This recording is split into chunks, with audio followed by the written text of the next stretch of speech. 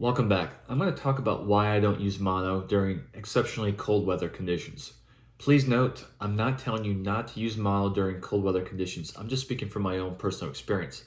There's a number of anglers I know that use all monofilament rigs during the cold seasons and have absolutely no problems. Personally, for me, through the last 5 to 6 years, whether it's older age, arthritis, torn ligaments in these hands, my hands just don't work nearly as well. And as a result, once I reach certain air and water temperatures, these hands are essentially numb. They just don't become as functional as they are during the warmer seasons. And when you are fishing monofilament rigs in exceptionally cold weather conditions, mono has a couple disadvantages for those of you that have a loss of dexterity. One is mono is going to have lots of coiling. The colder the conditions, mono is going to have a lot more memory, a lot more coiling. It's just a little bit more difficult for me to grab onto.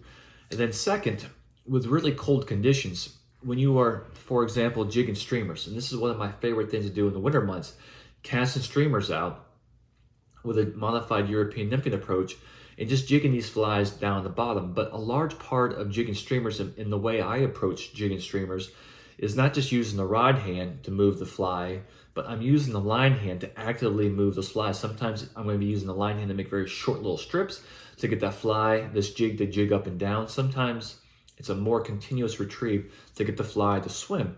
But whatever the reason, the line hand plays a huge role in the presentation.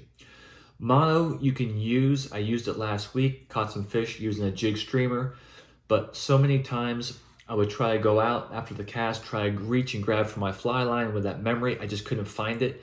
And then also when a fish did strike and I would go in for that strip set, trying to grab onto this mono, my hand would just literally strip down that line or the mono, not allow me to get a firm, secure hook set.